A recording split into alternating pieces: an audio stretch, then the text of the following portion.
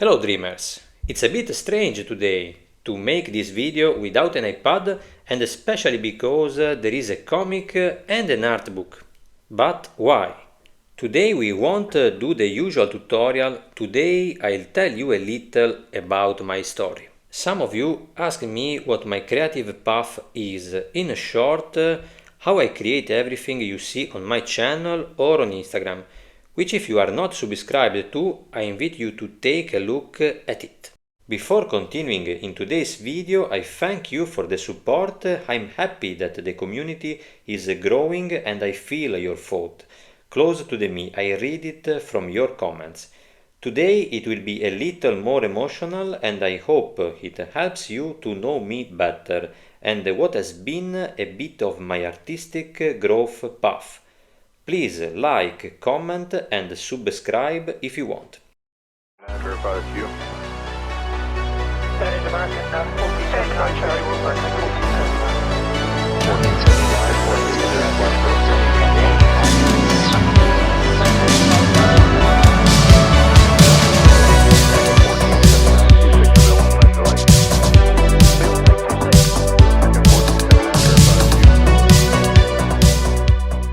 Going back to today's video, everything starts from this book, or rather from this great artist. And it also starts from here with the most famous manga in history. Probably if there was an art critic, he would have already struck me as a thunderstroke. How is it possible that two such different artists are inside the same screen? But first of all, I believe that a work must excite to be judged art. And in my case, well, both made me feel immense emotions. If you think that there are people who get excited by a banana hanging on the wall. Since I was a child and since I can remember, I have always drawn inspired by Leonardo's works and by reading comics or watching cartoons. Before getting to create animations like I do today, it's necessary to have studied the great masters like Leonardo. Everything we create today as an illustrations or animations comes from hundreds or even thousands of years of studies in the artistic field, the use of shadows, or let's think about the perspective, which did not exist until the beginning of the 15th century. Then came a certain Brunelleschi, an Italian architect and sculptor, who developed the first mathematical rules to represent a three-dimensional space on a two-dimensional surface, creating a masterpiece like this one.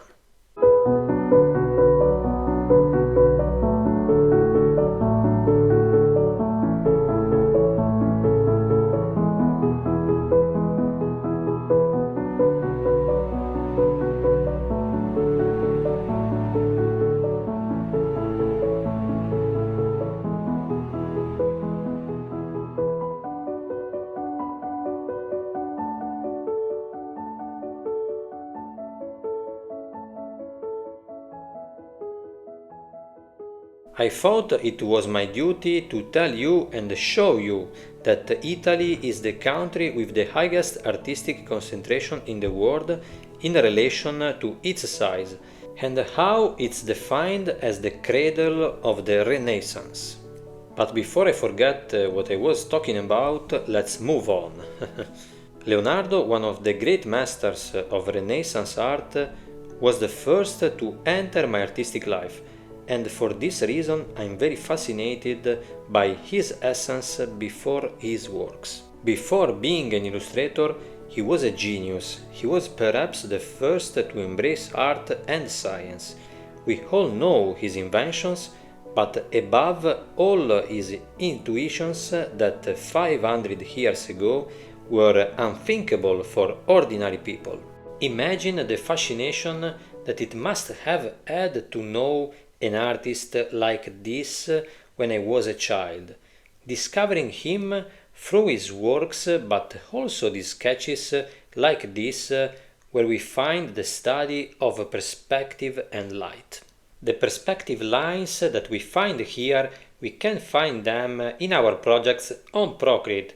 for example, where nowadays we only have to set them, but the great masters had them imprinted in their minds, and to help themselves they had to draw them first. In the sketches we also find the first study of the light, where we find the shading on the parts of the scenery.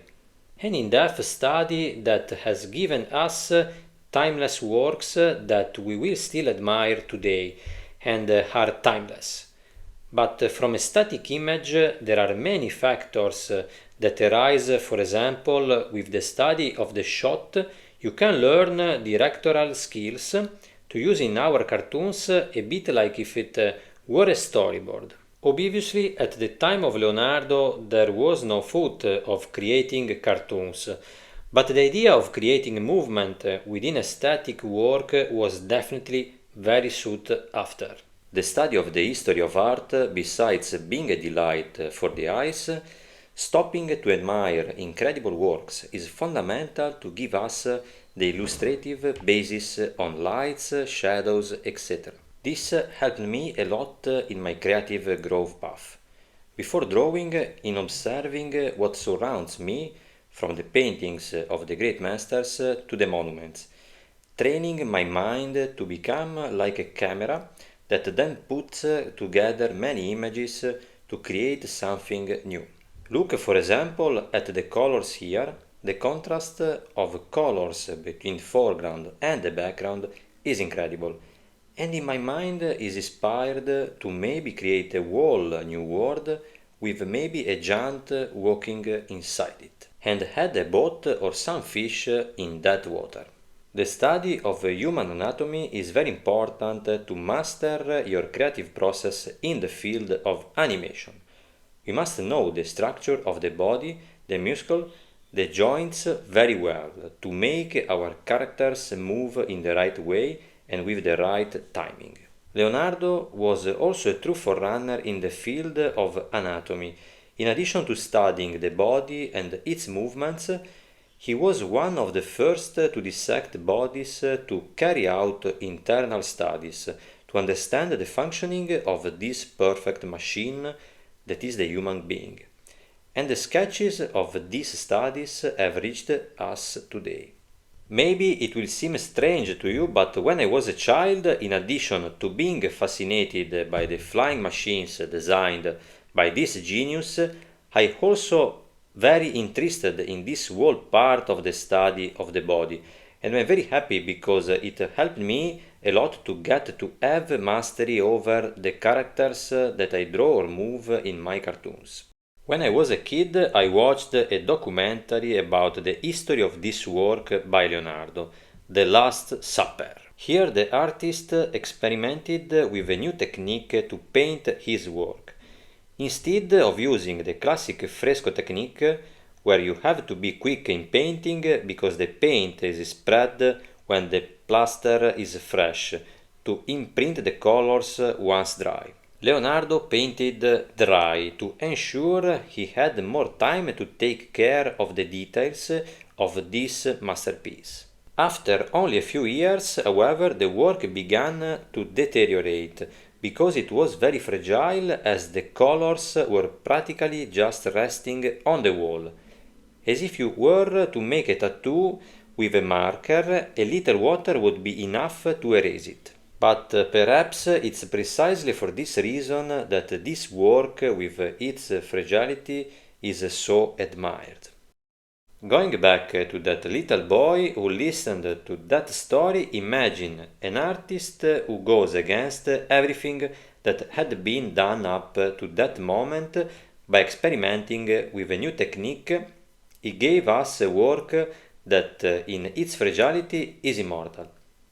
Years later, when that child had grown up and saw this work for the first time, it brought me even closer to the essence of this artist, who with his genius was not afraid to put himself on the line by experimenting with things that at his time were unthinkable. All this to tell you that experimenting with new techniques is fundamental for me even if the results are different from what is commonly done. But this is precisely the basis that allows us to broaden our creative horizons.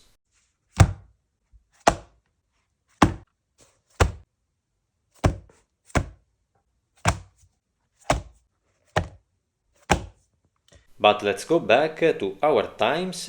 These are just some of the comics I read while growing up. Even if I have little time to read, lately I still manage to follow some historical sagas such as One Piece, which obviously will lead us all to retirement. I have always been a big fan of manga in general, where I have always seen more movement within the pages. For example, the Dragon Ball fights have helped me to express my creativity in this sector. Toriyama's comics really seem to come to life page after page. I have always liked American comic too, even if over time I have studied them less, but I love characters like Spider-Man, Batman or Superman. Reading comics and watching anime such as Cowboy Bebop, Evangelion or Trigun, my passion for animation exploded, and my creative process, there are always memories I have for works of this kind. So, speaking of anime, my sources of inspiration, or at least some sources of inspiration, are these. In animation, Otomo has redefined a sector. This work of his is very underrated, but I recommend you, if you haven't seen it, go and recover it. Perhaps you know him better for masterpieces like Akira or Memories. But not only anime or cartoons in general are my source of inspiration, I am also a movie buff. Remember the first Matrix, that film? If you want to go back to the discussion on Leonardo with the experimentation of new techniques, also in this case, that film was a pioneer in some techniques that today have become normal administration, such as the bored you too much today. But I wanted to let you know a little part of my artistic journey that has helped me a lot now in my creative process. I would like to be able to convey to you all that is my passion in the field of creativity. Whether we are talking about great masters of the past like Leonardo or more recent works like Dragon Ball, that seem so far away but have a common goal, that is to excite. Let me know in the comments what you think, what your creative path is. If you also have idols from the past that you feel close to and that give you inspiration. I'm working on many projects and I'm experimenting with many new things in my own little way here on Dreams.